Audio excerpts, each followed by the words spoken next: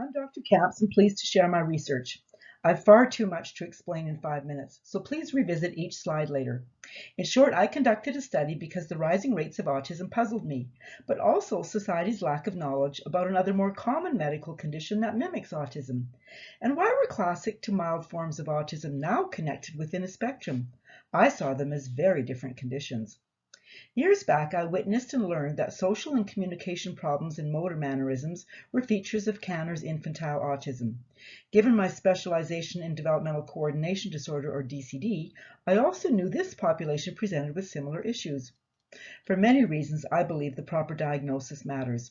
In fact, the goal and hypothesis of my study was that some yet unknown factors could help me better understand how, when, and why these two conditions differed or were linked.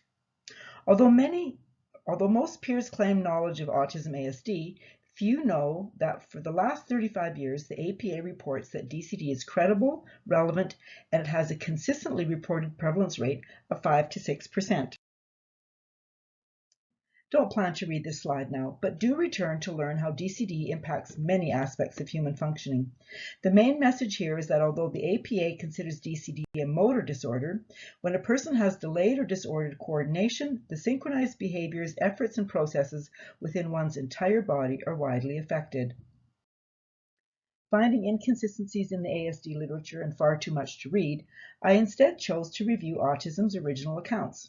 Given my 20-plus years of clinical work and experience, when reading an English translation of Asperger's 1944 article, I recognized he was describing the exact signs, symptoms, and concerns of students with DCD.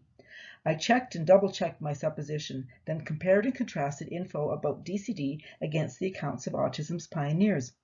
Based on my knowledge of the psychomotor domain, human development, and psychology, my review of many historical documents, statistical data, and other routes of evidence, I propose a new way to look at Asperger's account and the entire concept of high-functioning, subclinical, or mild autism.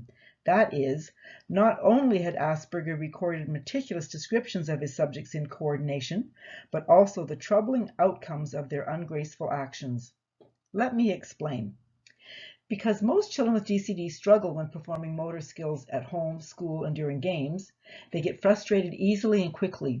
Soon their emotions, behavior, communication, and social efforts are affected. The impact of such distress can look like autistic behavior. For instance, although the boy with DCD wants to play and belong, when teased or mocked by peers, this bright and socially aware youngster looks away, reduces eye contact, and chooses to withdraw. Are his skillful coping mechanisms mistaken as traits of autism? Or his genuine requests for help or justice misread as rigid thinking? Are professionals mistaking the neuromotor immaturities and hand cramping typical in DCD as stimming, flapping, or odd movements associated with autism? I further propose the boy's pent-up frustration, distress, other behaviors, lack of trust, and poor conduct with peers will also be recorded as traits of autism. Please consider him feeling daily pressure to perform motor tasks that are truly difficult for him. Knowing something's not right but not knowing its cause can result in anxiety, sadness, despair, anger, and meltdowns. His behaviors and intense emotional reactions are then further misjudged as a sensory issue, trouble with transitions, social problems, and so forth. In this manner, the perhaps well-intentioned yet inaccurate autism ASD diagnosis offered by a professional then leads to continued misunderstandings, misdirected trials and treatments, and a host of other complex and serious outcomes. In fact, I've concluded that Asperger used a misnomer from the start. His 4 subjects actually had DCD. The data in the tables on the right confirm that Kanner's and Asperger's clients are very dissimilar. I also learned that early researchers relied on confirmation bias, assumptions, and poorly designed studies to promote autism. Indeed, I gathered so much evidence that I wrote a book. Other researchers, seemingly unaware about the significant differences between stereotypies and clumsiness, used clever words like atypical or abnormal movements to link classic autism and DCD. Because few psychologists are well trained in motor behavior, DCD with its higher incidence of 5 to 6% is being misdiagnosed as autism. That's why autism rates are rising. There are many reasons to share this research, including professional risks and liability for colleagues. Again, please reread these slides later.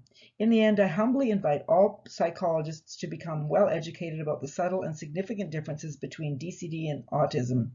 In our desire to uphold best practices and improve our skills when serving clients, let's be leaders in this area of mental health. Thanks for viewing this presentation.